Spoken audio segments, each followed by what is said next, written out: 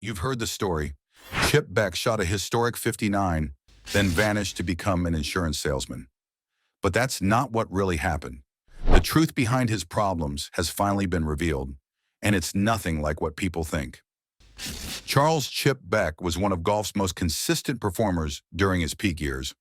Before his famous collapse, he built an incredible foundation at the University of Georgia as a three-time All-American. He won 5 college tournaments and still holds the school record for top 10 finishes. This wasn't just talent. This was proven excellence that carried into his professional career starting in 1978.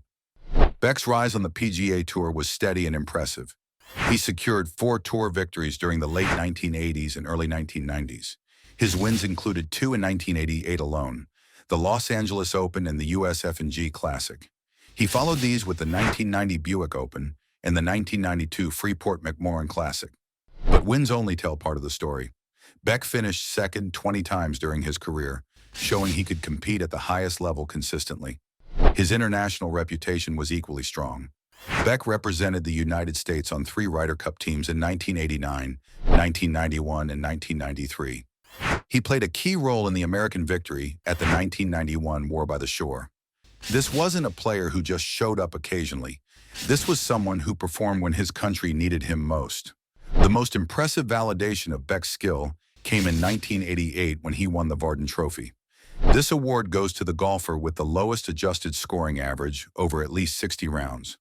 Beck's average of 69.46 was the best on tour that year, beating even Greg Norman, who dominated golf statistics during that era.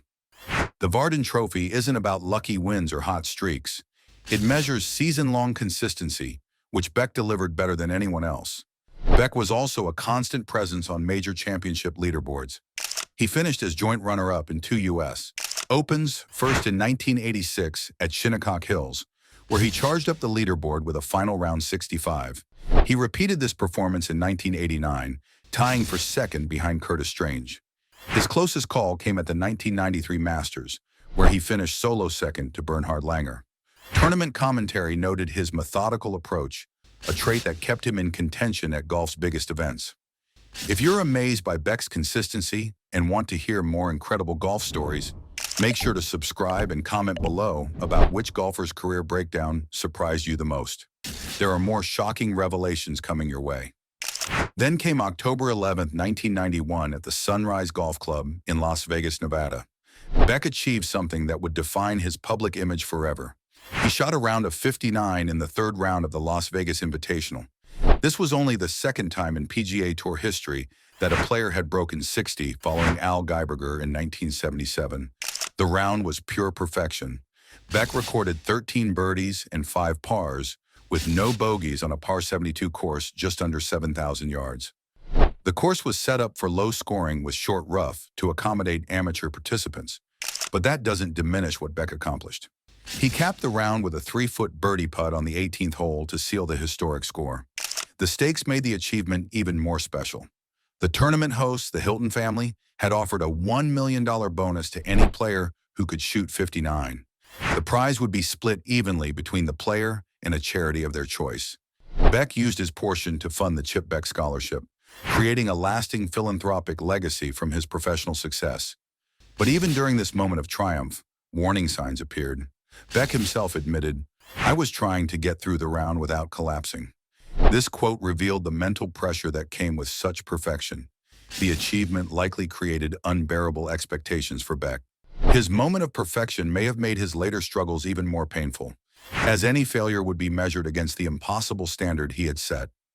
After his strong play in the early to mid-1990s, Beck's game experienced a stunning collapse. The severity of his decline can be measured by one shocking statistic. From 1997 to 1998, he missed 46 consecutive PGA Tour cuts. This wasn't a temporary slump. This was a catastrophic loss of form that destroyed his career. Beck spoke openly about the emotional toll, stating, "I basically lost my career over the last 2 or 3 years, easily. The pain of losing your career is a real struggle for a man." He confessed that his game had become so broken that he was hitting about 4 fairways a day for about a year and a half. Imagine being one of the most accurate players on tour, then suddenly unable to find the fairway 4 times per round. The primary cause of this dramatic collapse was a seemingly innocent but ultimately devastating technical change to his swing. Beck's troubles began when he altered his technique from a front anchor to a rear anchor action.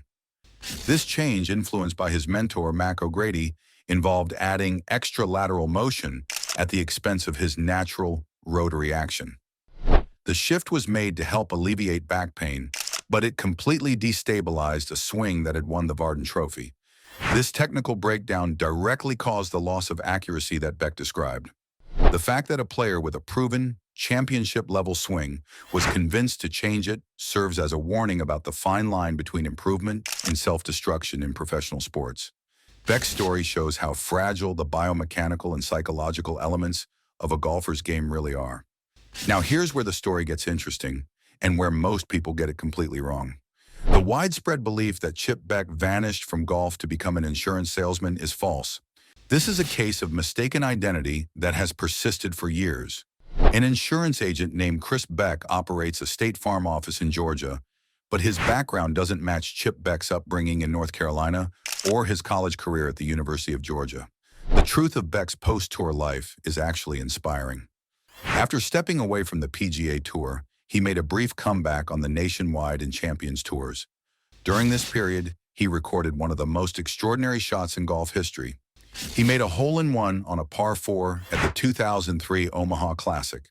This shot was also a double eagle and the first of its kind in Nationwide Tour history.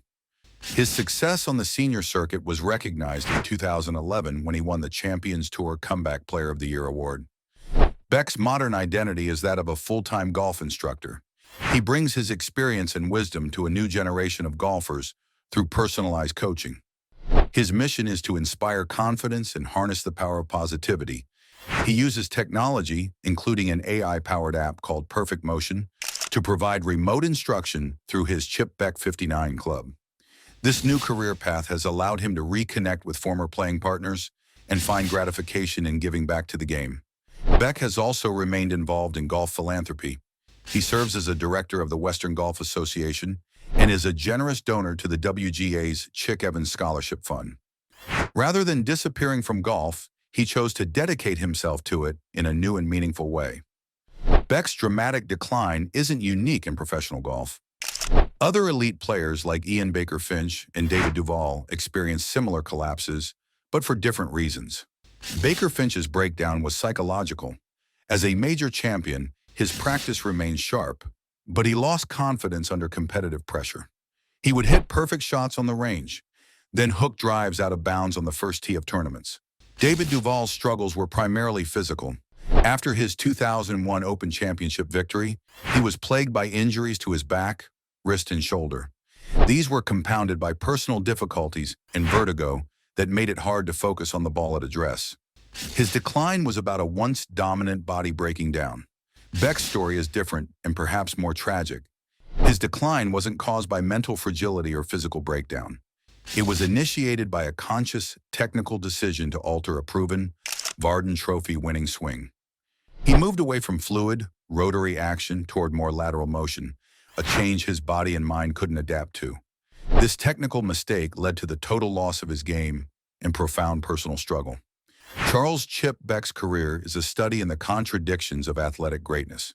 His journey from decorated amateur to consistent tour contender, Varden Trophy winner, and Ryder Cup hero was remarkable. The historic round of 59 cemented his place in golf history, but also created immense pressure. The collapse that followed wasn't a simple slump, but a catastrophic decline from a seemingly minor swing change. The narrative of his life after golf, often reduced to an insurance salesman story, obscures a more inspiring truth. Beck didn't abandon the game. He reinvented himself within it. After losing his professional career, he returned as a dedicated coach and philanthropist, using his hard-won lessons to help others. His legacy isn't just the memory of a historic round, but a powerful lesson about resilience and the capacity for reinvention.